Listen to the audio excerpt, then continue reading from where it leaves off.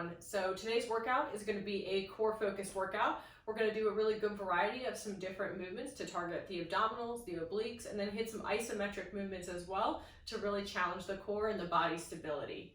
So we're going to do 3 different sections in today's workout. Each are going to consist of 3 exercises for 3 rounds total. So in our first section, we're going to do 3 rounds of 10 single leg V-ups per side, followed by 10 bird dogs on each side, and then 1 minute of a bodyweight Russian twist. So our single leg V-up is a straight leg core-based movement, so it's going to promote some hamstring flexibility on the leg that's being raised up or elevated off of the floor. It's also, of course, going to target the core and the abdominals, and it requires a great level of intensity as we hinge from the hips to reach the upper body off of the floor towards the leg that's being lifted towards the ceiling. And you'll see what that looks like in just a second. So we're going to start for our single leg V-up in a fully extended position. So our arms should be reaching overhead and the leg should be fully extended away from the body. We're going to bring the arms off the floor along with the head, neck, and torso to meet one leg at a time as it rises up towards the top half of the body. So I'm going to start with my left leg first, and I'm going to bring my upper body up and simultaneously bring my left leg and now my right leg upward towards the upper half of the body. So at the top of the movement, I'm only balancing really on my tailbone and then the lower leg that's remaining on the floor.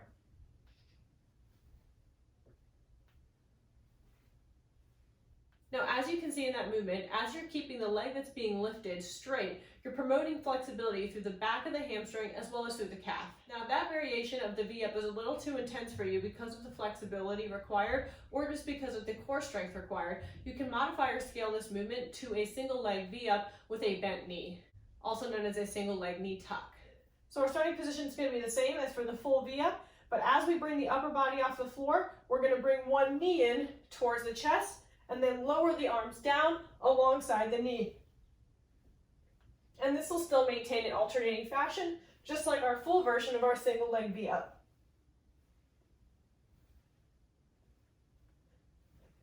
So in that variation, you're not getting that hamstring flexibility promoted in the movement, but it's going to be a little bit more of a manageable movement to reduce the range of motion and then also reduce the demand to the core to complete the exercise.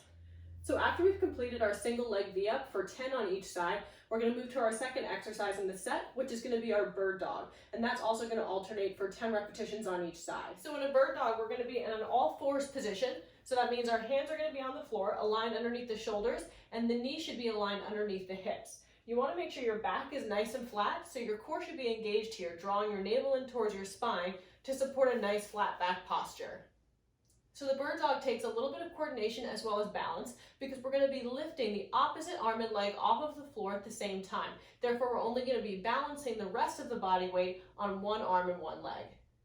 So from our starting position, we're going to gently lift opposite arm and opposite leg. I'm going to go left arm, right leg, up off the floor, fully lengthening them away from one another, draw them back into the starting position, and then repeat on the other side. So we are going to alternate opposite arm, opposite leg, 1 repetition after the other until we've done 10 on each side. Now a bird dog should be a nice slow controlled movement, and you want to pretend that you're visualizing balancing a glass of water on your lower back. So as you're lifting the arm and leg off the floor, you're doing so very gently and also trying to strive for length from one end of the room to the other rather than lifting way up high because you don't want to increase the lower back arch. So again, in a bird dog, nice, slow, controlled motion. You want to get the opposite arm and leg as far away from one another as you can in a nice straight line to the front and back side of the body, but without lifting too high and increasing the arch of the lower back. So once we've completed our 10 bird dogs per side, we're going to move into our 1 minute of a Russian twist. So the seated Russian twist is just going to be a bodyweight exercise. We're going to start from an upright seated position, hinge back from the hips just a little bit to open up the chest to a slight angle towards the ceiling. And the back should still be nice and flat. Your gaze, though, should be upward just slightly towards the top of the wall. So you're going to keep your knees slightly bent in this movement, clasp your fingers or just keep your hands folded to the front of your body, and then you're going to begin rotating to one side and then the other. So we're going to alternate which side we're twisting to, activating the core and the obliques in particular for 1 full minute.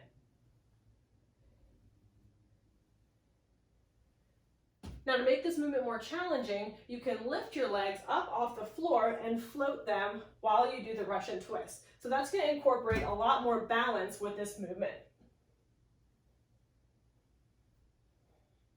Now, if you choose to scale up on your Russian twist by adding that leg elevation, just make sure you can still maintain proper form and posture with the upper body, keeping the back nice and straight and the chest up, and keeping that movement nice and controlled.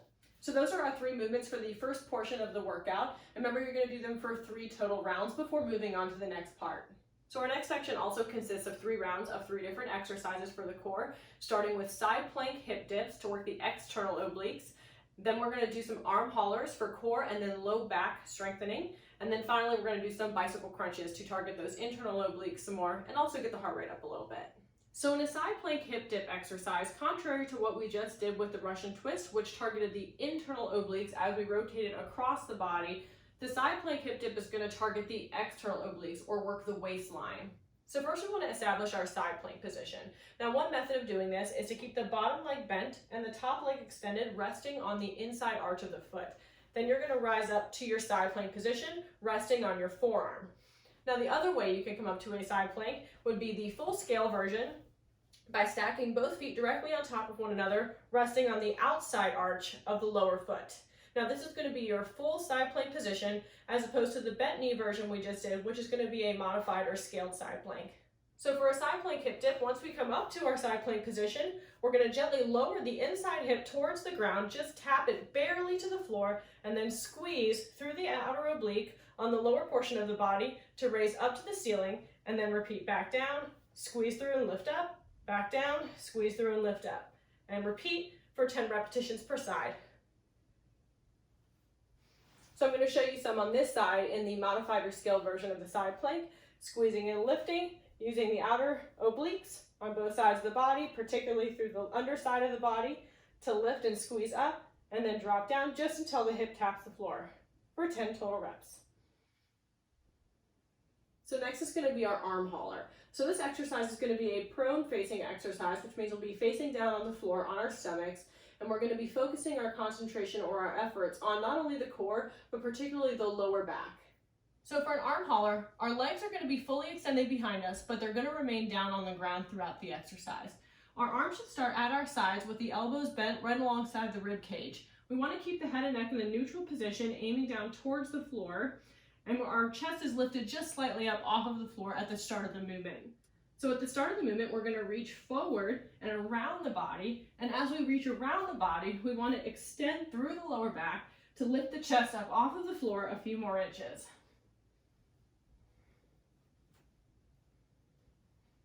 So again, in an arm hauler movement, you're going to feel the emphasis of the work being placed in the lower back as well as the core, and also into the glutes as you work to maintain control of the movement as you lift off of the floor and reach around the body. So our arm haulers are going to be for 20 total repetitions before we move on to our third and final exercise in this circuit, which are going to be 30 alternating bicycle crunches. So for a bicycle crunch, we're going to be back on our backs for this movement, facing up towards the ceiling.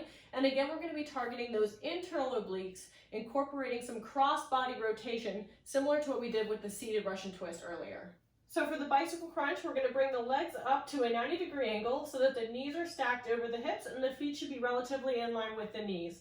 The hands are going to come behind the head, and as we lift up the upper portion of the body off the floor, we're going to reach opposite elbow towards the opposite knee while extending the same side leg of the body. And we're going to alternate that movement for 30 total repetitions, which means we'll do 15 to each side.